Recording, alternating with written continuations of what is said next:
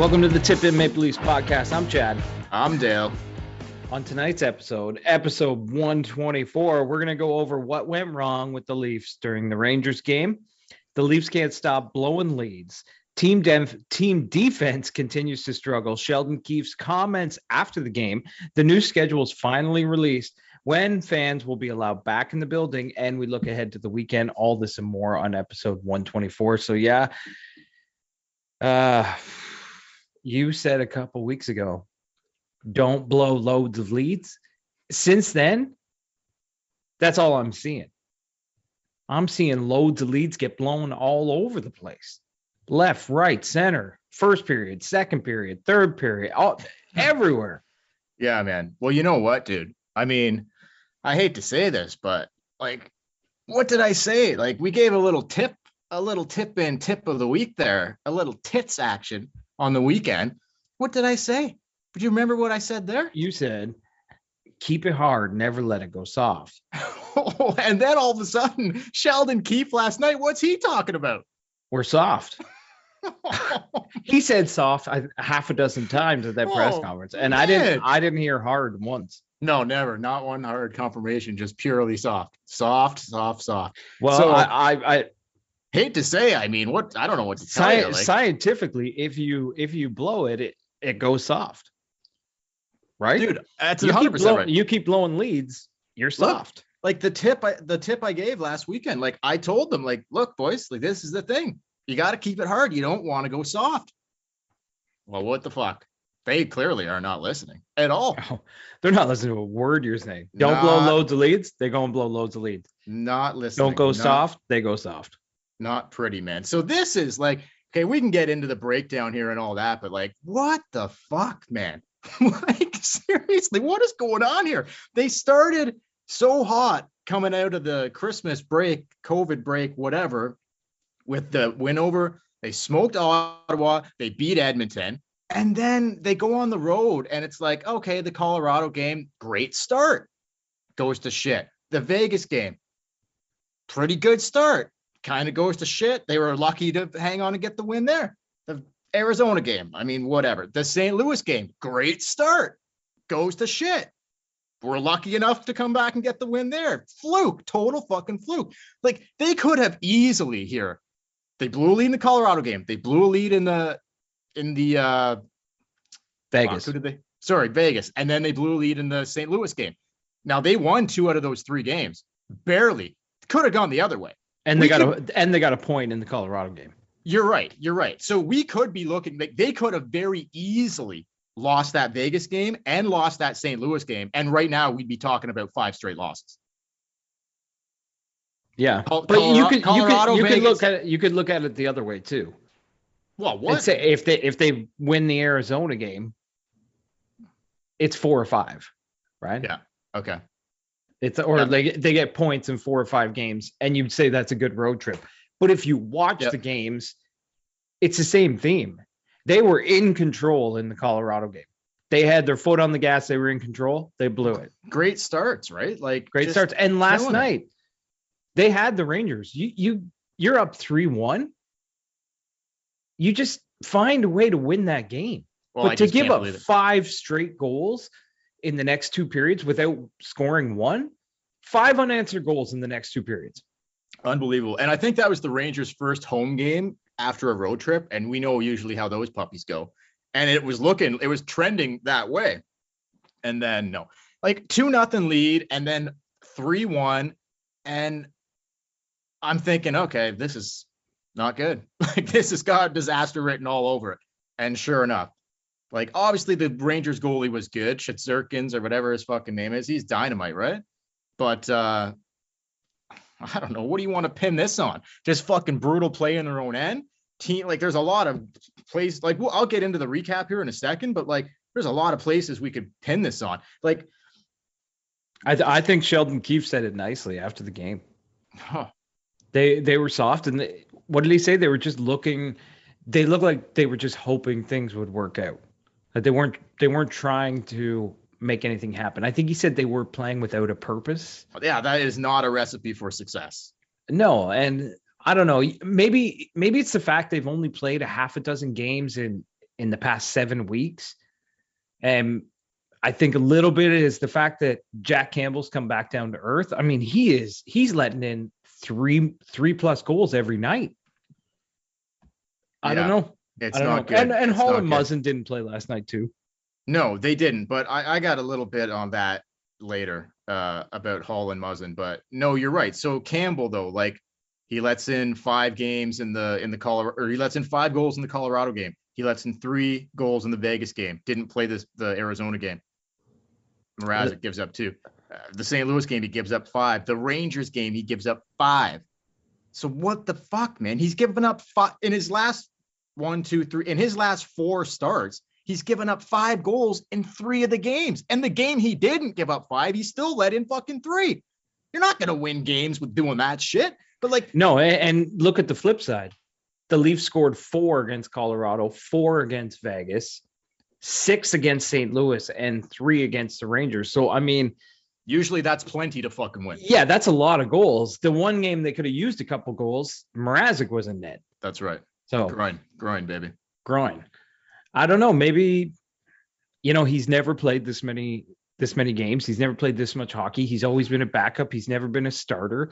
Even with the pause and the fact that they haven't played a lot of games, he's still reaching a total amount of games he's not comfortable with.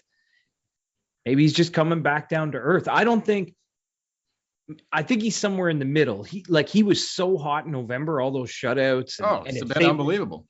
And he's not this bad where he's letting in 5 goals a night. No, he's not. He's somewhere in the middle, probably closer to what he was in November. He's just got to find it again. And the team in front of him's got to play better. Well, that's just like, there's a lot of blame to go around here. Like okay. Let's get into it then. Let's get into it. So the Leafs roll in to MSG in New York. I can't do a New York accent. Would you like to say Madison Square Garden in a New York accent? Madison Square Garden. There we go. When I do it, it sounds like I'm from Boston. Beantown, apparently. Think of like Robert De Niro. You talking to me? Are you talking to me? You going to Madison Square Garden tonight? Oh, yeah. I can't do it. You looking at me? I can't. I always say, you looking at me? Is it you talking to me or are you looking at me? You looking at me? You looking at me? I think it's you looking at me. Okay, anyway, De Niro, love that guy. But you looking at me? I'm gonna get you, Fokker. I'm gonna get you. Gaylord Fokker. Love that. Jinxie cat. I love that. Greg, are you telling me? What did he say when Jinxie? I have nipples, Greg. Could you milk me? Are you telling me, Greg, Jinxie flushed that toilet? He knows not to flush that toilet, okay? Do you remember that? De Niro teaches the cat how to use the bathroom or use the toilet to go to the bathroom, but think there's something wrong with the toilet. So Jinxie knows not to flush. You broke the circle of trust, Greg. You broke the circle of trust. Oh, that was fucking hilarious. Anyway.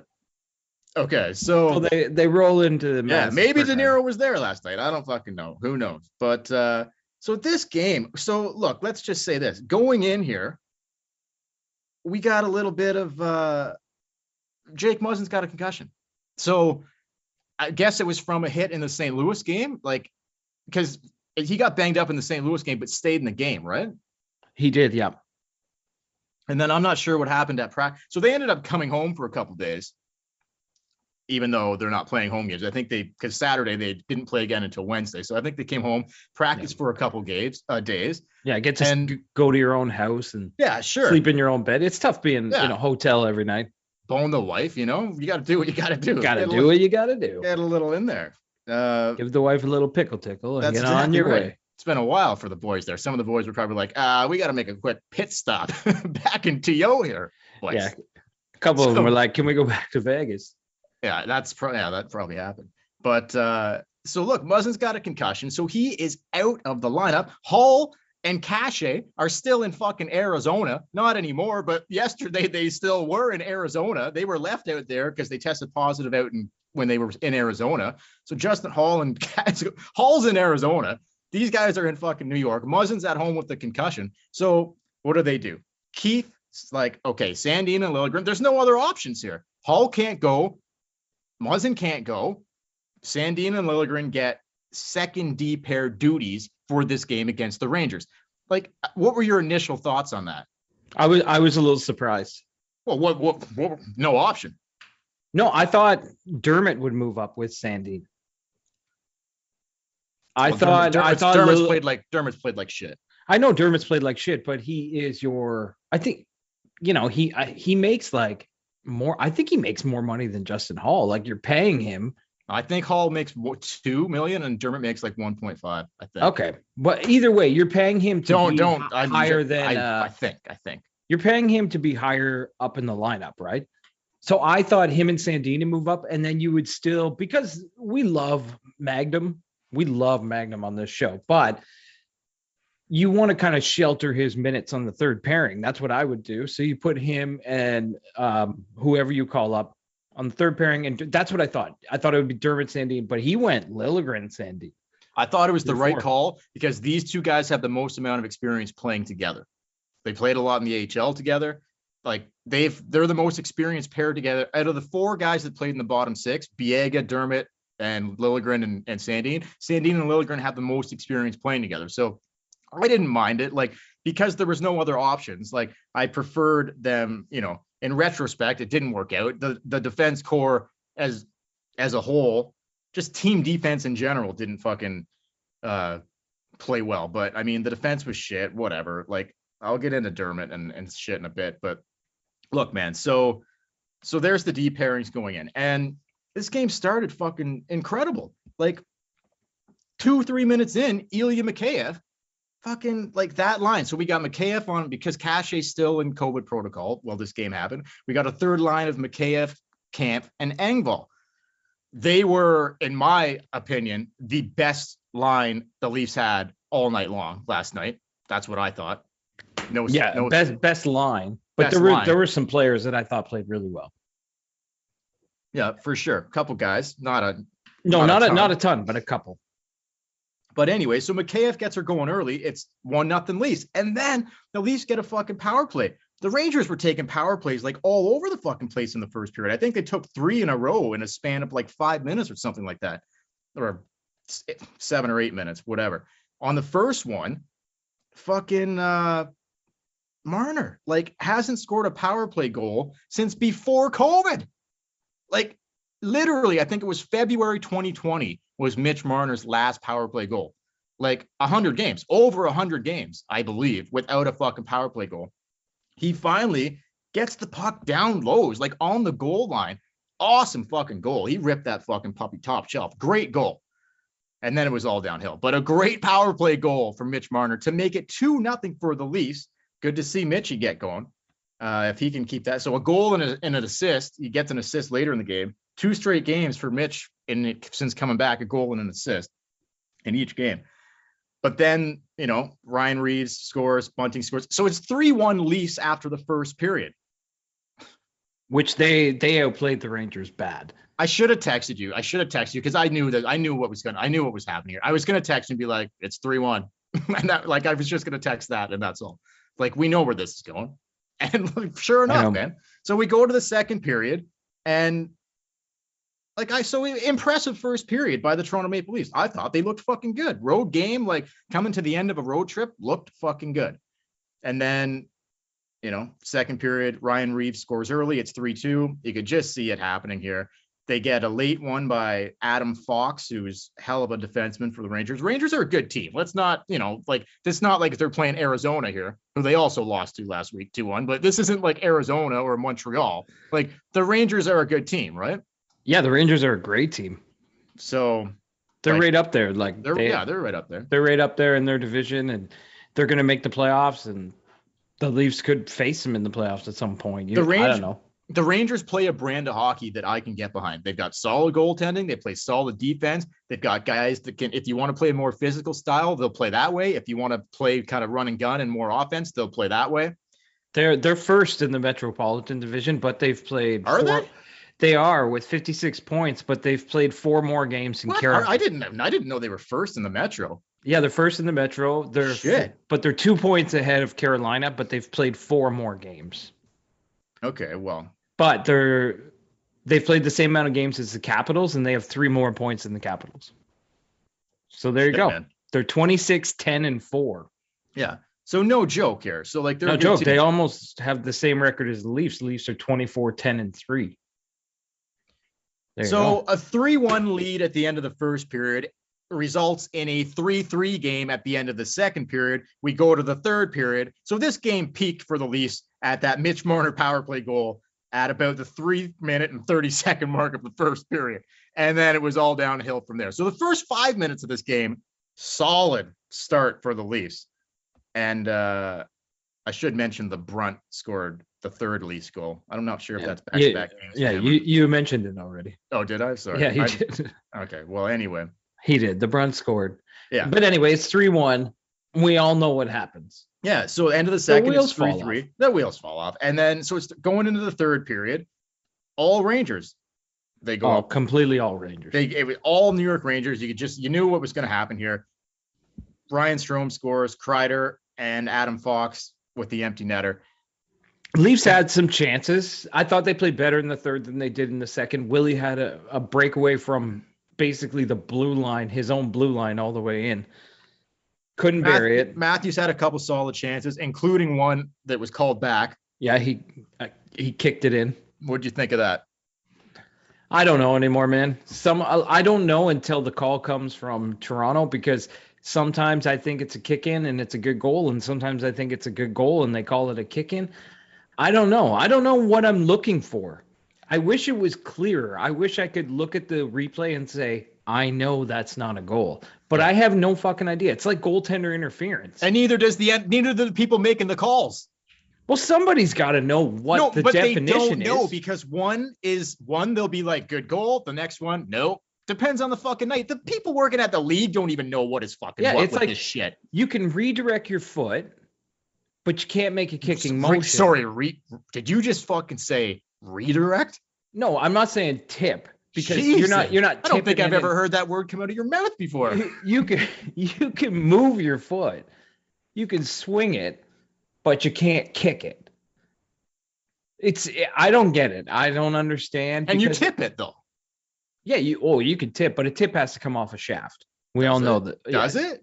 Have you ever tipped it in with your toe? Personally? Maybe once. Time or two. Okay, I'm not afraid of a little toe tip. No problem. But normally toe tips, you got to be careful because it'll get called back. I know, but a guy as greasy as Austin Matthews, you got to expect the odd toe tip there. It's not going to be shaft all the time. And he did it. I thought it was a toe tip. I didn't think it was a kick in, although it kind of looked like a kick in. So I don't know. I don't know anymore, man. It's the same with goaltender interference. I don't have a fucking clue. I hear it.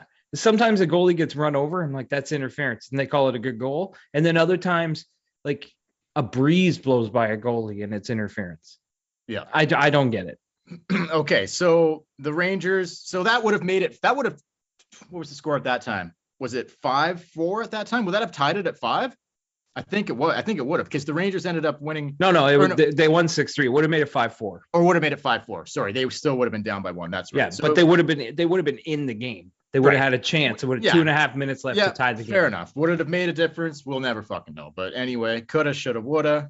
Either way, they didn't deserve to win that game. No, they didn't. So they end up losing. They blow a 3-1 lead, and they end up losing 6-3 to the New York Rangers. And the Leafs can't stop blowing leads. They are blowing leads everywhere, man. They are blowing leads all over the United States, from the West Coast to the East Coast. They're blowing lows everywhere. You can't stop them. Can't stop them now. Jesus, it's getting out of control now. They go to Denver. They blow a load out there. They blow a lead. They blow a load of a lead out there. Huge one. And it's just the loads are getting bigger and bigger here. This is adding up to, this is crazy, man. Like, the loads are getting bigger and bigger everywhere. They can't stop. But it has to stop. How do they stop this, man? I don't know how they stop it. Jesus. I don't know how. But in all seriousness, though, do you think this was the game? This was the thing they needed? Like, because you blow a lead. I don't. But you blow a lead and you beat St. Louis, so you still win the game, right? And even though everyone's telling you, oh, you got to be careful about blowing those loads of leads, you're like, well, we still won. But last night you got embarrassed. And now you got to go back to the drawing board and be like, all right, how do we get back to the team we were in November, December? What do we got to do? Back to the drawing board. Okay, well, I'll get to that in a second. So look, quickly, the only two positives I take away from this game is that I thought Mikheyev stays hot with popping another goal. What'd I tell you? New curve. He's got the Cobra curve in action, and he's just popping them left and right. His sixth Cobra guy. His sixth goal of the season, 6th goal in 7 games, I think, for Ilya Mikheyev. And Mitch Marner with a very nice power play goal. Hopefully that can just get Mitch going even more. Mitch has looked good since he's come back. He has. So the Leafs outshot the Rangers 38-27, but whatever. Another game where Campbell faced less than 30 shots and gave up like 3 or more goals. Gave up 5 goals on 27 shots, or 26 shots, really. So because one empty netter, but that's also something like how many times this season has Campbell sort of masked the deficiencies, the bad play of this team? A lot. And now he's come down to earth, and all of a sudden we're seeing the team and we're like, eesh. And like even all these turnovers, but even before he was saving them. Dude, and even in this game against the Rangers, he's even late in that game when it was still like the Leafs were kind of still hanging around technically in it. Jack made a couple big saves like late in that third period. But he's letting not too little too late though. Right, but he's letting in a few more goals than he was before, and it's just it makes more the team than look bad. More than a few, dude. We had a stretch here where he was letting in 1 or 2 a night. That's it. Oh my god, maximum. he was getting a shutout like every other game. So crazy. Yeah, I don't know. But when Jack's not playing well, the team is, it's like 2:00 in the morning at the bar when the lights come on. The worst, the absolute worst. And you get to see everybody under the lights, and you're like, oh god. And I mean, you're still going home. Yeah. You're not going to turn around now. No, you're there. You might as well make something happen. Yeah, exactly. But you get to see all the flaws and everything under those lights. That's where the Leafs are right now. With Campbell not playing that great, the lights have come on and we're seeing the flaws in the team. Okay, so you're 100% right there, I would say. And so speaking of going back to the drawing board, you mentioned that. You're like, do you think this is like a wake-up call, like going back to the draw? They got embarrassed, blah, blah, blah, going back to the drawing board. Unfortunately, I'm not sure if anything phases these fucking guys, especially like the main core 4, but we'll see. I would love to see a little bit of Draisaitl, Pissy. Yeah, that was awesome. I wouldn't mind seeing a little bit of that with these guys. Like, just when's the last time you saw a Leafs player? Like, obviously the Oilers are fucking shit. They are in the tank. They are sinking like a fucking stone. Like 2 and I don't know what they are in their last. They are just atrocious, really. So is that what it takes for you to show some kind of gumption? Like, the Leafs aren't there. Let's not, we're not talking about the Titanic here quite yet. We got a long ways to go. The season's not even halfway. We're not quite at the halfway point yet, right? No, but that would be a big drop. The Oilers are second last in the Pacific. They are just above the Kraken. I think they were first place on December 1st. Yeah, well, now Vegas is in first with 48 points, and Oilers are 10 points behind at 38. It's really close in that division. A few wins, and they could jump into third.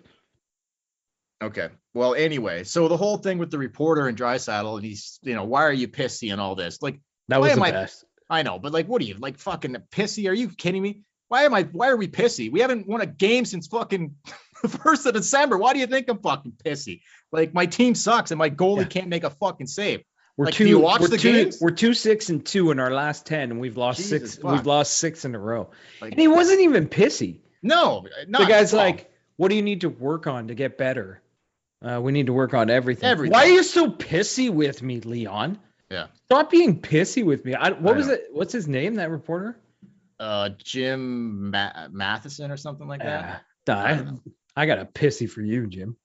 Look, but here, bringing it back to the Leafs here. Like, I mean, let's not get carried away here. I don't like the way this is trending with the blowing leads. They got to stop that. But, I wouldn't mind a little bit more like, Jack was kind of wearing some of it. He's not super happy with his play. You can kind of see in the post games, he's a little pissy. Yeah, he said like, I will be better.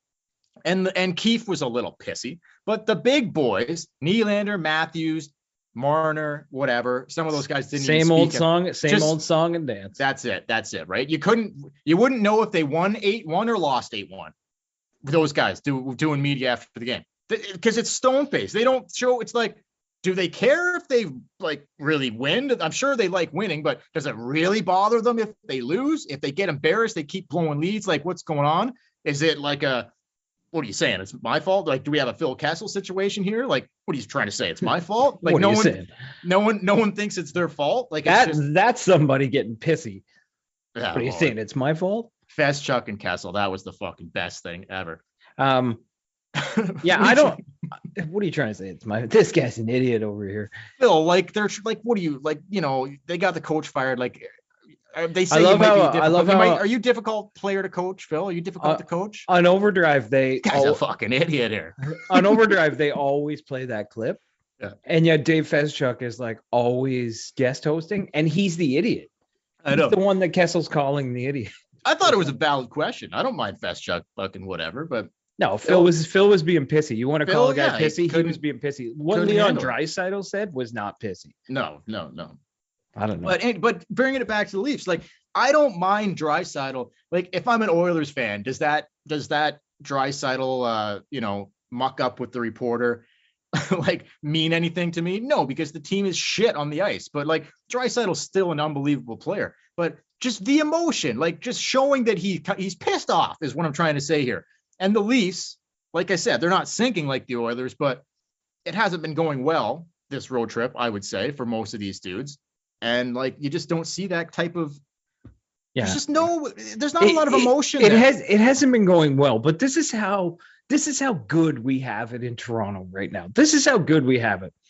They got a point in Colorado. They beat Vegas. They beat St. Louis.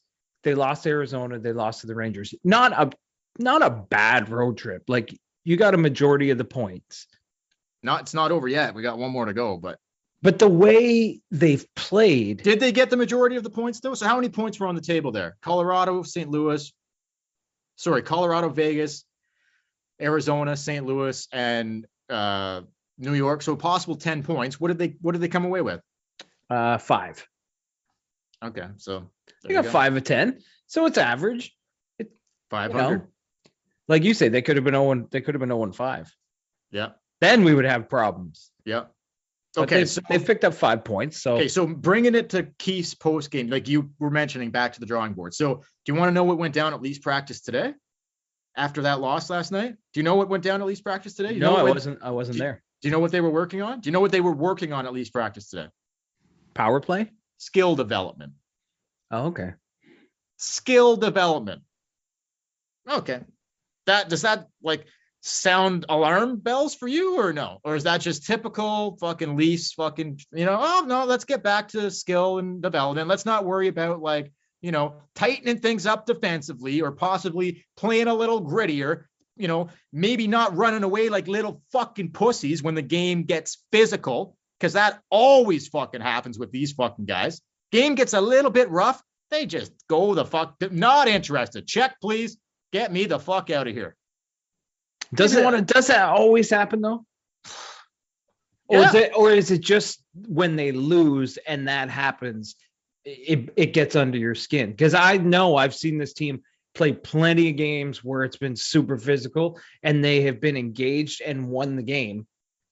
When games like this happen, this happen, I feel like it brings out this old man mentality in Leaf fans where they're like, every time they get hit, they run to the corner crying like babies. Dude, their own fucking coach after the game called them soft. Their own fucking coach. Last night, they were soft, but I'm not going to paint them as every time the game gets physical, they Seriously? Go crying. I don't think that's Can you name me one time when that has not happened? I've seen it. I've seen it a bunch of times. It happens all the time. They play against. I could literally give you 10 examples of when it has happened. It's always in a loss.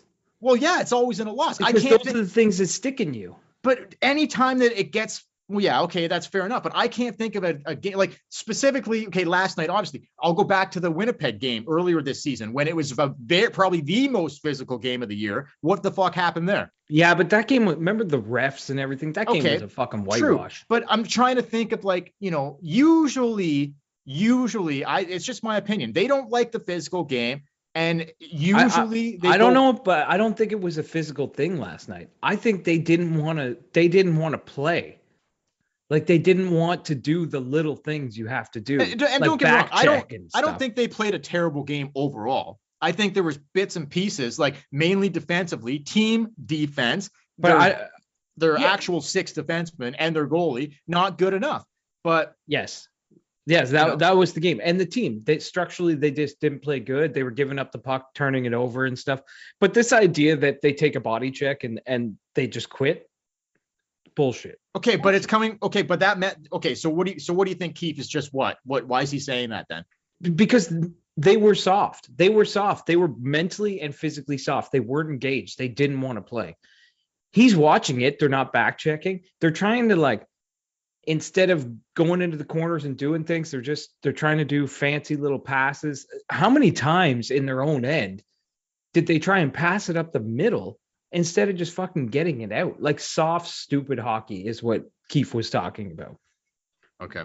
But, they could play the Islanders in a really physical game on Saturday and a really up-tempo game and win the game. And no one's going to give them props for being a hard-hitting team. Like they're never going to be a physical team. They're never going to be known like the big bad Toronto Maple Leafs. No, and ultimately that could, and I'm not even looking for that. Just give me some type of don't be a pussy. Just how about that? Don't be a fucking pussy. And you're playing professional hockey. You're not playing fucking. That's fine. And they need to learn. They need to be better at. We're not baking fucking cookies on a Sunday afternoon. Okay. No, and they weren't. Last night they deserve that criticism. My point is they don't deserve it all the time. They don't deserve to be painted as pussies all the time. They're one of the best teams in the NHL. And okay, great, but their reputation precedes them, man. Like look at the track record here. So it's very easy for Leafs fans to go to usually when things get tough, they kind of disappear. And I'm not talking, halfway through the regular season. I'm talking about the playoffs. We're talking about the playoffs. Oh, for sure. What are we talking about? We're talking about the fucking playoffs here? What are you talking about? We're talking about regular season. We're talking about regular season. We can't not blow a load here. What are we talking about? I totally get it. I mean, game 7s or elimination games have been their Achilles heel. They don't show up for those games. Right. And they didn't beat Columbus, they didn't beat Boston, and they didn't beat Montreal last year. So I know. And this year we're gonna have the Tampa Bay Lightning, the Florida Panthers, or the Boston Bruins waiting for us. So good luck. It's not gonna get any easier. No, it's not. They blew it. They definitely. It's definitely they need to work on it, and I think they need to really work on. The team needs to work on their personality and attitude after the games. That's kind of what I'm saying here. I would like to see a little more that's management being like, you have to go out, you have to talk to the media, you have to do it, and you have to act like you care, because they care, but they just kind of have this attitude. But the natural guys, like when a McKinnon comes out, and so I'm trying to think of other guys who like a Crosby, they wear it. You want to know why? Because it actually legitimately fucking bothers them. Oh, it bothers. You can't tell me it doesn't bother fucking Austin Matthews. You could see it. I don't know. You could see it on the ice, man. You can see the way he plays. Like he gets angry and then he makes shit happen, but he just may not be. Okay. He may not be the type of guy to come out after and yell into the cameras. Okay, yes or no? I'm not even saying that, but just, Austin Matthews, Mitch Marner, John Tavares, William Nylander, Morgan Riley. Those 5 guys specifically, the core 5, if you want to call them that now. All 5 of those guys, in my opinion, are the exact same fucking player. They're the exact same player. Emotionally. Like Austin's the best player of the bunch and whatever, but none of them like scrumming it up after whistles. None of them like showing that they're like irritated or mad if they're losing. They're just, their whole hum will get you next shift with a fucking goal. Okay? That's just not my personal cup of tea. It's just not. I want to see some fucking bite. I want to see that they're pissed. too much of the same flavor. All 5 of those guys I just named played the exact same fucking way. The exact same fucking way. And, that's cool. They're all incredible hockey players. But is that enough to win when you, to win a championship? Guys like that? I don't fucking know, man. I don't know. And I know it's only the halfway point here and we got a long ways to go and we'll see what happens. But like I said, this has got, I don't know. It's going to be tough come playoff time to see if these guys can pull a fucking rabbit out of their ass and finally do something that none of these guys have been able to do. And like you said, they're going to have to do it against their toughest opponent yet. Oh, fuck, man. If last year it was put on a plate for you with the Montreal Canadiens, who were what were they, 22 points behind you in the standings? Oh, fuck. And now this year, you're going to get Tampa or Florida. They're not winning the division. Probably not. Yeah. So they're going to get Tampa or Florida. Tampa and Florida are going to battle it out. Yeah. You're going to be going to the Sunshine State somewhere. You're probably right. And for Christ, Boston may pass them. Could be. You know what? Honestly, it could be a wild card team. That could happen. You could play the Rangers. So they could be in a scenario or find themselves in a situation where they have to play the defending Stanley Cup champions in the first round. And even if they win that series, they still have to beat 3 other fucking teams if they want to win the cup. Whoa, wait. What if you get the second wild card? You might have a better opponent that way. You're going to would you rather face Would you rather face Tampa, Florida, New York, Carolina, or Washington? Well, I guess I'd pick. You'd probably take either the Rangers, Hurricanes, or Capitals. I'd probably take my chances with any of the Metro teams. Probably, yeah. If you get the second wild card, that's what you're going to get. If you come third in your division, you're going to get Florida or Tampa. Yeah. It's almost better to just fucking fall into the second wild card spot. Yeah, but then you're dangerous. There's no guarantee that any team from the Atlantic, other than the 3 that the first. It is 3. So Pittsburgh's right there. Exactly. So, dude, 2 teams from the Metro technically could get both wild card spots. So you got to be careful with that. You got to finish in the top 3. You got. I don't think so. It could happen though. No, they have the Rangers, Hurricanes, Capitals, and the Capitals are third place with 53 points. The Penguins are in fourth with 51. The next team after that is Columbus with 35 points. Okay, so it's 4 teams from the Metro, just like it's 4 teams from the Atlantic. Right. So it's five teams. We already know the teams that are going to make the playoffs. But hang on, there's 4 good teams in the Metro, 4 good teams in the Atlantic. One of those teams there's 8 spots, right? Yeah, they're all going to make it. So they're all going to make it. Yeah, we already know who's going to make it. Yeah. Unless you think the Red Wings, Sabres, Senators, or Canadians are going to pass the Bruins or Maple Leafs. No, I don't. It'll be Tampa, Florida, Toronto, Boston, Rangers, Hurricanes, Capitals, Penguins. Yeah. There's your 8 teams, and it's all about positioning. Yeah. In Gary Bettman's NHL, it's January 20th when we're recording this, and we already know who's going to make the playoffs. Yeah, that's unbelievable. You still don't know who they're going to play, but you kind of do. So yeah, I hate it. I fucking hate it. We talked about that a couple podcasts ago about they gotta rework that shit, man. It's fucking boring. If they did 1 versus 8, we would have no clue. It is so tight. We would have no clue if they were going to finish 3rd or 6th or even 7th.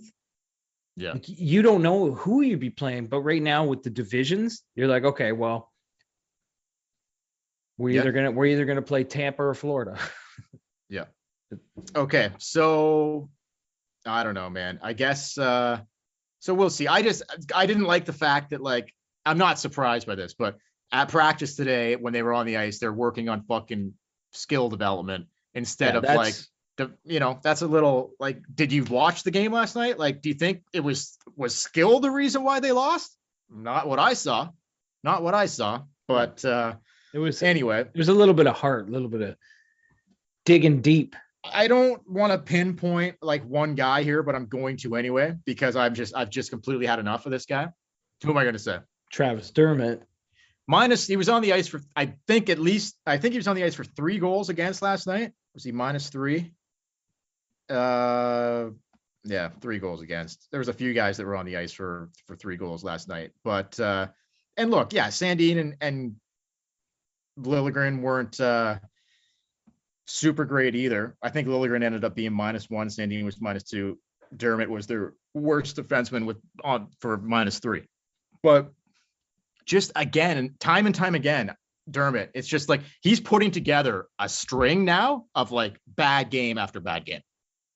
Like I mean, I guess I have a little more leeway for Sandin and Liljegren because, well, technically they're rookies. Like I have a little more time for these guys if they make a mistake because just they're fucking rookies. It's going to happen. Yeah. Dermott, he's been around since the Babcock days. I know, but you did the same thing for Dermott back in the day. Okay, but he's not a fucking. No, what I'm saying is it's okay to give Sandin and Liljegren leeway. You did the same for Travis Dermott. You were like, let him play. Let's see what he's got. Dermott almost looks worse now than he did when he first came in. Yeah, now he's like 23, 24 years old. He's just. Dermott is what he is. There were people who were saying this back when he first started. They're like, the Leafs think this guy could be a top 4 defenseman. He's a 5'6", 7". Yeah, on another team, hopefully, because I've had enough of this guy. So so Dermott, whatever. I just believe that they need to make a move or two for a stay-at-home defenseman. They need to make a move. Like whether it's like I mentioned Mark Giordano, who's the guy in Montreal? Who's the fucking guy in Montreal? Is it Thomas Chabot, or am I thinking of the wrong person? I can't think of the fucking defense. That might be him, Chabot. But there's guys out there. I know they're talking about the dude from Dallas too, who wants out of Dallas, but I would more so bring in a guy that maybe could be around for a couple more years, not just like a one and done. But I don't know.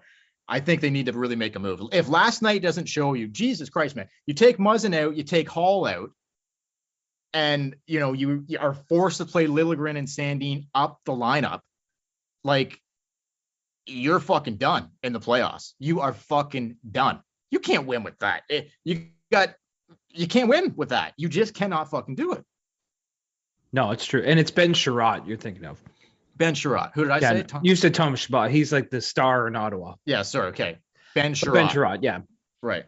A guy like that, not necessarily him, but somebody like that. Like the Habs are fucking done. Like, why not go after that guy or whatever?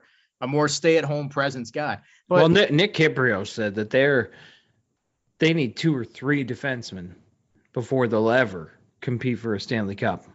Now, he also said, I think 3 years ago, that they should think about trading William Nylander for Nick Ritchie. Yeah, I don't put a lot of stock into what Kipper says. No. But as soon as I remember listening, and as soon as he said that, I was like, I'm done with this guy. Nylander for Nick Ritchie? Yeah, I'm done.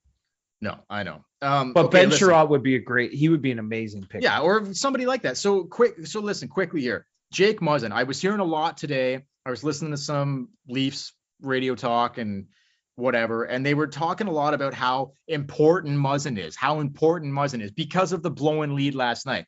And I'm like, okay, wait a second. Jake Muzzin is so like that game would have gone any fucking differently if Jake Muzzin was in the lineup last night. Yeah, I don't fucking think so. It would. Oh, absolutely not. Want to know why, Chad? Because they blew a 3-1 lead and lost to the Rangers 6-3 without Jake Muzzin. Guess what happened? Last time I checked, Jake Muzzin also played in that Colorado game that they blew a lead. He also played in the Vegas game where they blew a lead. Muzzin also played in the St. Louis game where they fucking blew the lead. And if he would have played last night, they still would have blown the fucking lead and lost with or without Jake Muzzin. Sorry to tell you. And you're probably right, but it may have looked a little different. It may have looked a little different. And I think he makes the defense better, yes, but I also think what Jake Muzzin does is he's a leader on the bench and in the dressing room. You talk about guys who show up and say what's on their mind and look like they give a shit. He's one of those guys. Okay, but look at what I just said. He made zero fucking difference in the 3 previous games where they just blew a fucking lead. I know, but that's where you need a leader on the bench being like, we're not doing this again. Oh, we're not doing this again. What's Meatloaf? 2 out of 3. Now we're fucking 3, 4. What are we now? 4 out of 5. But dude, it's gonna happen. It's gonna happen. Fuck. Like I'm just, you know what? Maybe it's because I just been listening to too many Leaf fans talking the last few days. But I'm like, why is it when things go a little bit rough, the whole fucking sky is falling? Like everybody sucks and they need this and they need that and fucking they're pussies and they're fucking shit. And it's like, the fuck? Some old habits are rearing their ugly heads. Okay, that happens, but a season goes up and down, man. There's ebbs and flows. There's highs, there's lows. I know that. But Leaf fans just fucking like today, you would have thought that the New York Rangers beat them 9-0. They outshot the Rangers. They played a pretty good first period and they blew a lead. But because of what's been building the last couple of weeks, it's like we are the most fragile fan base. Well, that's also we're just right. like, that's right. Please don't hurt us again. We can see all the signs. We're like those people in a relationship who have been dumped a bunch of times, and we're like, do you even care about me? Are you going to break up with me? That's who we are right now. We need to fucking grow a set and just be like, all right, let's see what happens. Okay, you're right. But I don't think, like, I'm not so sure that like really good teams like that are serious, like about winning a cup. Like, yeah, you go through ups and downs in a season, but like, you know, blowing leads in 4 out of the last 5 games. Like, does that happen to a Tampa Bay? Does that happen to a Carolina? I don't know. I don't follow Tampa Bay, but I bet they have blown some leads this year. But maybe you blow one, like you blow a little load. Maybe they went through a 3-week span where they blew a few big loads all over North America, but you weren't paying attention. You weren't paying attention because you don't want to see their load. You only want to see the Toronto load. That's right. And and when you see it being sprayed all over, you get pissed. Okay. Anyway, okay, fair enough. And you're right. Everything you just said is 100% accurate. But I just like today, it was just like Jake. What I'm hearing in Leafland was just like Jake Muzzin is like the greatest fucking without Muzzin. Oh my God, look what happens when Muzzin isn't in love. What? Are you fucking kidding me? You watched the 4 previous games when he did play the exact same fucking thing. We're on the same page with this. We're on the same page. No, I just everybody thinks everything is so bad. They think, oh, if Jake Muzzin was here, he would save the world.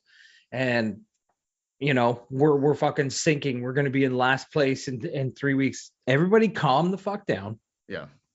Calm the fuck down. Let's see what happens in the island. If we get to Edmonton territory, then we can come on this podcast and just start fucking firing guns. Yeah. Okay. So anything else I want to quickly go with we'll talk about the schedule, attendance, fucking Fords. He's back in the fucking picture. And but anything else on Campbell? Should we touch on Jack again or just let it be? Like let's not jump all over him here. No, we'll let it be. He knows, we know, and he knows because he said it that he's got to be better, and that's it. But I love Jack Campbell. I'm not gonna fucking get on Jack Campbell's case. Jack is still in the good books. Not jumping on Jack Campbell. The way that this guy has played, he's had a bad week or a couple weeks here. Think about this: a few bad weeks, Jack Campbell bring his contract down. Just think about. Well, I was thinking that too, Ed. But he gets a little bit cheaper. But okay, so he makes exactly half of Peter Mrazek. Yeah, that's crazy. That's crazy. Not for long. No, but it's just hilarious to think. And how many games has Mrazek played? You said it 3? 2? I don't fucking know. 2 or 3. I can't keep track. It's been so few. Do you think Mrazek gets a run here? Who plays in New York on Saturday? Maybe you go Groin. I think maybe you do. Or do you let Did you check out infrared on the bench? No, last night I couldn't see it. He was sitting too far behind. Well, we don't know. Couldn't get a good look at it. And Ferraro wasn't doing the game. So like, we'll see the next game on TSN. I'll really be narrowed in on it. But so yeah, they got 2 days off here and then the Islanders on Saturday. So, and then they don't play again until the 26th, Anaheim. I guess that game is going to be happening. So I don't know, man. Like, so after the Islanders game, they have 3 days off. Do you want Jack sitting for, it would be a week? Maybe you do give Mrazek the Islanders game, and then it'll be exactly a week that Jack would have off since that Rangers game. And then he starts the Anaheim game. Maybe that makes sense. Maybe. Yeah, I would do that. You got to play Mrazek some fucking time. Put him in there. Throw him in and let Campbell and juggle the lineup a bit. I mean, if you're only going to do skill development and practice, then do something. Do something. You know, you want to put Riley and Sandin and Brody and Liljegren and try to like spread out your defense a little bit. I don't know. They're not going to have many options other than going with the same lineup. I don't think anybody else is going to be available. No, that's what I'm saying. But maybe you just change things up a little bit, especially on the back end. I don't know what you do with Dermott's not moving out of the third spot or third pairing. Not yet. But maybe you spread it out. Like I said, I think Sandin may be able to play with O'Reilly. Maybe. I don't know.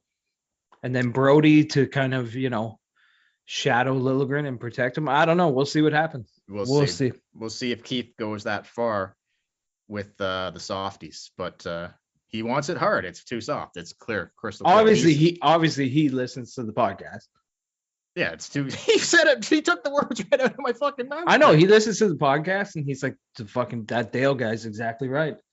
And then he went out to the post game and he's like, why can't these boys keep it hard? They're letting it go soft. We were too soft. Not hard enough. So the schedule finally comes out. And what do you think of this? Like, it's not as crammed really as I thought it was going to be. What do you think? Specifically for the Leafs. Specifically for the Leafs. The poor fucking Ottawa Senators. Yeah, but they missed more games too, right? So 10 games in 16 days? I think so for Ottawa, yeah. Jesus it matters. Christ. It doesn't fucking matter. They can just play all rookies and half the AHL team. They're I guess, yeah. And the Leafs play 8 and 16. Only one out of all the makeup games? Only one back-to-back? I think so. No, 2, actually. Oh, is there? On the 31st of January and on the 1st of February, they play the Devils back-to-back in Toronto on the 31st, in New Jersey on the 1st. They added that game. And then, but after that, right. They're off from the 2nd of February until the 7th, All-Star break. So they're getting another week off here, like fairly soon. So timing-wise, like the last couple weeks of January, not busy. Like here, it's the 20th of January today. They only have 4 games left this month. In 10 days, they only have 4 games left. So that's not a heavy load at all for the rest of the month. So a light schedule, 4 games in the next 10 days to wrap up January. And then, but it's there's the All-Star break, but it's and then they get another week off. So when they come back from that All-Star break, it's pretty crammed. Okay. The first 2 weeks back, it's just like another normal week, 3 games, Monday, Thursday, Saturday, 3-game week. They play they play in February. They play the 7th, 10th, 12th, 14th, 17th, 19th, 21st, 22nd. Right. Like it's basically, if you were to spread it out, it'd be every other night.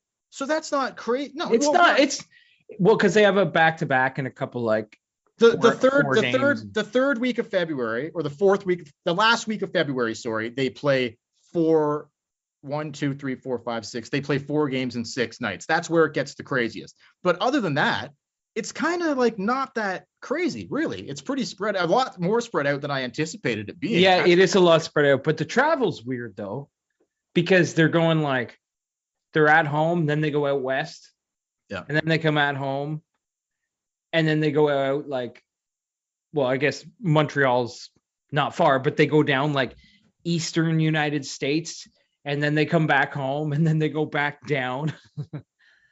It's just it's not as normal as the schedule travel wise, but game wise, yeah, you're right. For the amount of games they've missed, it's not crammed at all.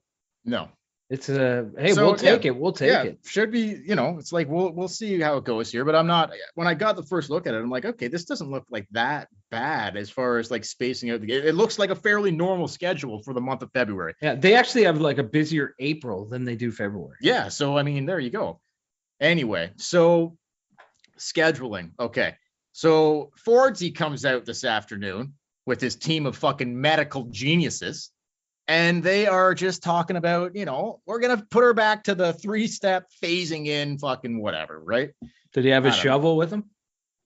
No, he didn't. I didn't see a shovel, but this guy fucking he's getting winded just fucking reading off a script off the fucking teleprompter, man. Like he struggles with just reading a fucking script off the teleprompter. Like he's literally getting winded doing that. So I couldn't see him. What was the shovel thing? What was the shovel? Oh, you didn't see him shoveling people I out of heard. the snowstorm? Oh, he was shoveling. Jesus Christ! I'm surprised he didn't take a fucking heart attack. Yeah. So, but he came in. He first of all, it's all staged because he has like people. There just happened to be cameras there when he was shoveling the neighbor's driveway. His like his chief of whatever you call it, the like person who does your media personality, what you should look like, was in the background of all the videos. Why they're there in a snowstorm, I don't know. But anyway, he had like a kid shovel, and like so a car is stuck, and he's bent over, and he's shoveling with the kid shovel between his legs. So he's like scooping it and he's throwing it, and the shovel's only like 2 feet big. That's hilarious. It's tiny, but the best part is he's nowhere near the car. Like when a car's stuck, you kind of go to the tires and you try to like dig out the car. He's 4 feet in front of the car and he's throwing the snow back towards the car. I don't know what he was doing. I have no idea, but yeah, check it out. It was like CP24 and all that. They all had it. They were like showing him, and I'm like, what is this guy doing? That's funny, man. So we're back to fans in the stands. Well, not exactly. 2 months from now we will be, or a month from now, whatever. On January 31st, they're like, so they still up until February 21st. I don't think they're going to have fans, or I think they said they can have up to 500. So I don't even know if they're going to do that, really, to be honest. They might not. I don't know. They didn't say anything about food and drink or anything like that. I don't think, did they? So yeah, no, when restaurants and bars are open, it's the same for like the Leaf venue. Okay, so restaurants and bars are going to be open. Yeah, so they'll be able to drink. They'll be able to drink and eat at Leaf games. Okay. Anyway, on February 21st, they will be allowed to go to half capacity, and then on March 14th, they will be allowed to go back to full capacity. So we're looking at basically 2 months to get back to fucking normal here. Now, but even half capacity will feel good. I'll take it. Take it. Like, it's not as great, but you know what they'll do? They'll just fill the lower bowl. You know what? The arena might actually sound louder because you'll get fucking like real fans packing the lower bowl. Yeah. So we're not like, there's not a ton of home games that they're going to have with like, if they do the 500 fans, I don't know what they're going to do, but the Anaheim game on the 26th, the New Jersey game at home on the 31st. So there's 2. And then into February, 1, 2, I think 4. So there might be 4 or 5 home games where it's going to be like either 500 max, whatever, but then it's going to go back to, so there's not going to be a lot of home games, like when there's not going to be fans there, or a small amount of fans. We'll see. But anyway, if that all stays, dude, with fucking this in Ontario, who knows what's going to fucking happen? We don't know. We don't know. Are they going to stick to this or not? But let me throw this one out at you. So last night in New York against the Rangers in Manhattan, what's Manhattan from Toronto? 6 hours? Maybe 8 hours tops from Toronto? Like Manhattan? driving? Yeah. Yeah, like 8-9 hours. Okay, so not like, I'm just how far away it is from Toronto. Now you got not far. Downtown Manhattan, you got a packed fucking arena, maximum capacity, not a fucking mask in sight. New York, the population of New York is almost 9 million people. That's almost the fucking, in New York, it's almost 9 million people population wise. In Ontario, we have a population of like 4. It's almost the same population as the entire province of Ontario. I don't know. Like, we need to wait we'll move on from this positive podcast, but we need to wait another 2 months for full capacity, but 6 or 8 hours down the fucking road, no masks, full capacity, have at it. I don't know. Does that make any fucking sense to you? Because it doesn't to me. Yeah, it does to me, but I won't. How does it make sense? I won't get into it. I'm not going to get into it. I'm not going to get into it. I'll just say this. Explain how it makes sense. You need to show you're vaccinated. All this. I'll just say this. Number one, the New York peaked in cases. They have some of the highest COVID cases on the planet. Right, but they did. They don't anymore. They've gone. I bet you they have more than Ontario. Yeah, but they have way more people. So they're averaging 11. Like they had 11,000 cases today, but they have, like you said, 9 million people. Okay, I have no idea what the case. I think they stopped can't keep track of the cases in Ontario. But the biggest difference is not the cases, it's the capacity to handle it. And the bottom line is Ontario has not invested in healthcare in this province for over a decade, and they can't handle it. New York has, obviously. So they're just they have enough doctors, nurses, hospital beds. I don't know. No, that's 100. You are 100% fucking could not be more accurate if you tried. That is the real problem. It's that fix the fucking healthcare system. It's as simple as, and we wouldn't be in this fucking problem probably in the fucking first place. And they saw this coming like back way before, like in the early 2000s. This was a red flag here in Ontario.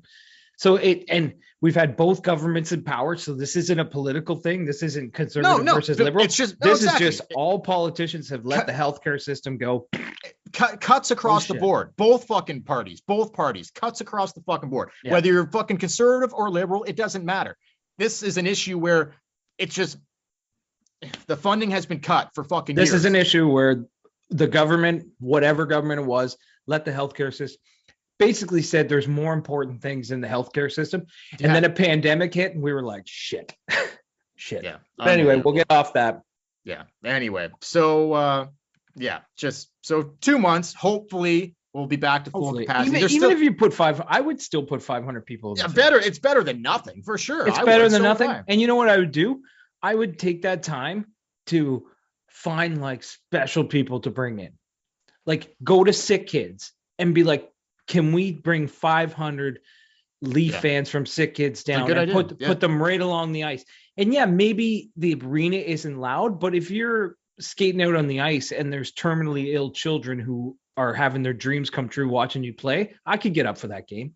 I agree. Well, they previously do something like that until you get the fans back. They previously did that when it first started with like frontline workers, right? But I don't know if they do that again. Well, do that again. Bring in frontline workers. Bring in, I don't know. You could think of a million different things, and you only have 4 games to do it. So do something. Well, 5. I think it goes up to February 21st, but they're on the road for a lot of that time. I think, and they have like a week off in that time. So yeah, exactly. Okay, so like huge snowstorm. We'll get to the end here shortly, and huge snowstorm in Ontario this week. Obviously, like I don't know how far, like massive, right? Insane. Basically, in Ontario, if you live like Niagara region, because I have a buddy that lives in Chatham, and he was posting pictures, or his wife posted pictures, not a drop of snow on the ground. Are you serious? Like they're walking around, you can still see the grass. Oh man! But really? That's like Chatham, Kent area. But if you're like Niagara, basically all the way over to Ottawa, oh my God, we got hammered with snow. We did. So did you even go outside on Monday? Oh no, not a chance. Zero chance. Zero fucking chance. Good. Man. No way. God damn. I look out my fucking living room window and there's nothing. I can't see anything but snow. Nothing. There were still people on the roads, man. Yeah. So I like was out first thing in the morning because I had to go into work, and Tim Hortons was near my house, was closed, obviously, because none of the fucking staff could get there. There were people pulling into the drive-thru. Yeah. There are people pulling in, and they're just sitting there. The building's completely dark, and they're like sitting, waiting in the drive-thru. There's like 3 feet of snow in the drive-thru. People those people that go through the Timmies every day, like it's like fucking crack cocaine, man. They can't live without I know, they need that double in their veins. They cannot live without I just thought it was funny. I was like, obviously it's closed. There's a huge snowstorm and the building's completely black. But anyway. Okay, in Toronto, I'm not sure how much, if they got as much up there as like other parts of Ontario. I imagine they probably did, but I don't know for sure. But I saw this thing where they were, there was people out. I don't know if it was a group of people or whatever. They were taking pictures of it where they were drawing like some of the roads that were like had been plowed and roads that like go this way, don't go this way type thing. They were drawing like penises on everything, penises in the snow, but as like an arrow, like go this way, follow right. Follow the snow dick. Follow this dick. Go A helpful penis. where the dick is pointing. It was like a sign for people, like, go this way. This is the way. Go this way. They couldn't just draw a fucking arrow like a normal person. Just follow the arrow. This is the way you want to go. What would you draw? I don't know, man. Like the whole dick and balls thing, I guess, is like the way to do it. But I don't know, man. Like, this is just a prime example. Oh, that. Okay, Dale, if you're listening, Dale's showing me a picture. That's right, like, on the road. That is like a really well done dick and balls for doing it in the snow. Yeah, man. Yeah. Like, I don't know. There was. Well, you get hammered with that much snow. You gotta have some fun. Yeah, no, I saw exactly. I saw these other people where they were doing like a snow angel. Normally you would kick your arms and kick your legs, but these people were like, they'd lay down and flap their arms, but they would just keep their legs like straight. And then like they would form that into a penis. So it was like a snow penis, not a snow angel. Amazing. See, I love that. People are still really smart. See, like if I'm downtown Toronto, I'm out booting around and I'm like, should I go this way? Should I go that way? I don't know which way to go. Oh, you see a giant penis? I see a snow penis. I see someone was nice enough to carve out a fucking penis pointing me in the right direction. Dude, you just follow the fucking penis. There you go. Simple. Follow the penis, like the Wizard of Oz. Dorothy follows the yellow brick road. Follow the yellow brick penis. Follow the snow penis. Follow the fucking penis home. I read in a book one time that the number one most doodled thing on books in school is penises. I wouldn't doubt that. No, I remember fucking Superbad, man, where Jonas, or what was his name? Jonas Hill. He had he's being so serious, like, I have something serious to tell you. And I'm like, this is one of the best parts of the movie. He's like, he's look, so serious. He's like, look, when I was in school, like in elementary school, I had a fetish with drawing dicks. Like, I couldn't stop drawing dicks. He's like, I drew dicks on everything. And then it cuts to like a flashback of him in elementary school, and it shows him in class. He's drawing on desks and chairs and notebooks and like in the and cafeteria. It's got like dicks flying in the memory. there was like a dick with like Mr. like, remember the A team growing up, Mr. T, Mr. T's mohawk and cigar. Oh, I love that. Yeah, but yeah. So anyway, if you're out and about, hey, the snow is still fucking crazy. The snow banks around here are just fucking nuts. Those dicks have probably been plowed. You would think, but I don't know if every road's been plowed by now. Maybe. I don't fucking know. Yeah. Some rural areas, like, I don't know. Oh God, no, rural areas are I don't know how far these dick snow arrows are reaching. I don't know how far. Well, I haven't seen one here, but I'll keep my eye out because I'd like to. Yeah, I mean, if you do, definitely get a picture of that. Like that one, like the one on the road, that was like, you can't miss that. If you're driving and you're like not sure if you should go this way and you see a giant dick in front of you in the snow saying this is the right way, you're going to feel very relieved that you're on the right track there. I was driving on during the snowstorm on Monday, and everyone's going super, super fucking slow because there's no lines on the road. You can't see anything. There's always this dude, man. There's always this dude who's got like the fucking tiniest little Nissan or Honda Civic or whatever it is, like just a tiny car from the 90s. Yeah. Just ripping through the snow. I don't know how. Yeah. I'm always thinking I'm going to get over the hill and this guy's going to be in the ditch, but he's always fine. He's always just going good. Okay. So anyway, anything else you want to talk about? One quick thing. Now, I would like to get your opinion on this. Hopefully, it's a snow dick. It's not. Maybe I should have saved that to the end, but no, give it to me. We're almost at the end here. This is a very. I'm not so sure on this one. There's this chick. I was reading this story. There's this chick. I'm not sure if these people are actresses. I think they might be, but I don't know who they are. But she's talking about, she's married. So this girl who's married, and her best friend is like, I'm not sure how old these people are. Oh, in their early 40s, 43 years old. Okay. Her best friend. So this one girl is married to a dude, and her best friend is single. They're all in their early 40s. Her friend wants to have a kid. She's single, doesn't know what to do. Like, I don't know. I'm like, you ever heard of a sperm bank? Whatever. Maybe you fucking go that route, whatever. Anyway, her best friend offers up to her, says, hey, look, if you're serious about this, you want to have a kid, you can use my husband's sperm. No problem. No fucking questions. Use his sperm or use him to get his sperm? Well, this is what I'm trying to find out. I'm trying to dig a little deeper here. I end up finding out that this girl she says, sharing is caring. Okay? Sharing is caring. I like this girl. If you want to use my husband's sperm, you have at it. But then so I'm thinking, her kids and her best friend's kids would be half siblings, half brother and sister. That's right. Hey, all in the family, the more the merrier, whatever you want to say. Dude, she's saying she's using sentences. Three's Company. Man, knock out I know. Fucking right. She's using phrases like sharing is caring. So I'm thinking, like, is this girl like offering up like her husband to like have sex with her best friend? I can't see a picture of these people. I don't know who's more attractive or whatever. Or maybe the guy was like, if she needs a hand, I can no problem slip in there. Or hey, honey, like you always say, sharing is caring. They also go on to say, though, like she was like, look, like there are these things nowadays, like, like basically turkey basters. So, you take the fucking turkey baster, like you're going to get the juices from the turkey at fucking Christmas and Thanksgiving, and you would just marinate that beautiful bird in the oven before you pop her back in.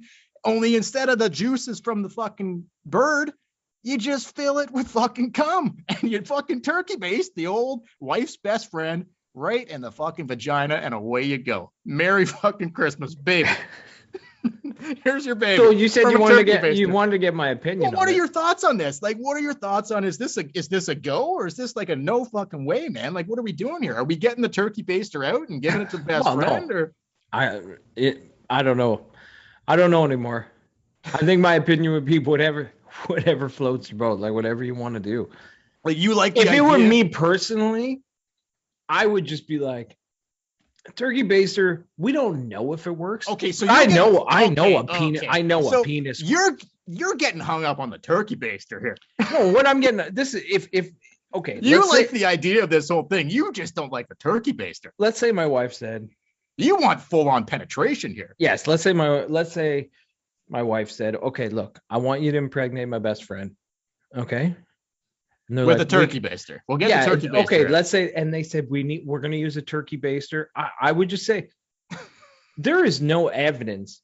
What you do with the turkey baster after Christmas? There's no evidence, but there's no evidence. Got a problem. There's no evidence that a turkey baster works, but there is there's millions of years to show you that a penis works. Everybody on this planet came from a penis. Well, most of them.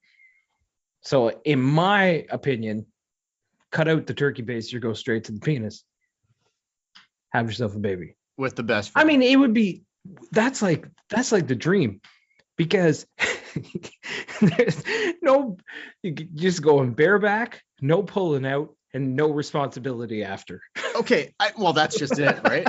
But like, I mean, we could take it to another, like, what's the biggest favor you've ever done for your fucking friend, a best friend? Or what if it's not even a friend? What if it was like her sister? What if her sister's like, she can't have a baby? They're a couple of years away in age. That would be so, wouldn't it be so fucking weird to have little kids calling you uncle when you're their dad? Yeah, man. That would be you know what? Awesome. You could probably search the internet right now and find plenty of stories where sisters have let their husbands sleep with their sisters. No doubt. Yeah. Anyway, whether it's a best friend or a sister, I guess it makes no difference. Maybe it makes a little bit of difference, but so turkey baster, no. Penetration, yes. Your thumbs up on this one. Yeah, if everybody's on board, on board, and everybody's happy. Of course, that fucking dude's gonna be on board. Let's go. Yeah. Well, you don't know. Maybe. Well, he'll feel really guilty about it. This would be the hilarious thing. Bringing this back around to a story you told a long time ago in one of the early podcasts about a little vasectomy situation. Yeah. We're still waiting for the behind the scenes. I would be the wrong guy to ask. We're still waiting for the behind the scenes on that vasectomy information. I heard there might be some type of leaked security camera footage. I'm not 100% on that, but I'll see if I can find it. I don't know I think the camera might have been erased, but I think there's audio of it. So you might want to look into that. You might, because that I think is something that when I brought the jar. Well, yeah, I think the listeners would if you can get the audio, at least the audio of that, I think the listeners would be very interested in that. But going back to the vasectomy, like what if the husband sneakily, they already had kids with like the one chick, and now the chick wants the husband to sleep with her best friend. What if the husband sneaks out, gets a vasectomy, but he says, oh, of course, he's like, I'm in, let's do this. Okay. It's kind of hard to sneak out and get a vasectomy. Like somebody's got to pick you up after, and then you have to spend a couple days like lying in bed. Okay, he says he's got a work trip or he's going away for the weekend or some COVID. There you go, isolate. There you go. I've got bad COVID. Just leave me in the bedroom for 2 days, and then he comes out and he's like, I'm good. My whole point here is the dude could have sneaked a vasectomy in, but he says, yes, I'm all gung ho. Let's go. He's trying to get the girl thinks he's trying to get her pregnant. So he's finishing dinner, and then he's just like, we're gonna try right after. Try again. I'm going over to Betty's house. He has to keep trying. He just has to keep trying because it's not. Why is it not working? I better try again. You know what? I was reading on the internet. There's different positions we can try, so we're gonna try these different positions. He starts bringing books. He starts bringing he's watching like Sting from the Police and his tantric sex fucking weird shit. He's bringing this into the bedroom. It's like, honey, maybe you know what? Maybe it's like your spirit because we have kids. So maybe if you join in and the three of us, maybe we can bring this baby to life. Let's give it a try. Let's give it a go. Anyway. So no turkey basters, full penetration, probably a vasectomy as well, just so he can keep getting in there. Love it. Hey, the Tippin' Maple Leafs podcast. Don't forget to follow us on Facebook and Instagram at the Tippin' Maple Leafs podcast, on Twitter at the Tippin' Podcast. Email us at the tippinpodcast@gmail.com. Hit up our Patreon page, patreon.com/the Tippin' Podcast, and you can donate to the channel. Also, go to our YouTube channel at the Tippin' Maple Leafs podcast. Hit like, hit subscribe, and until next time, we'll see you after the Islanders game on Saturday night. Catch you later. Yeah, turkey basters. Turkey basters. Think of that next time you're eating Christmas dinner. Where that turkey basters being.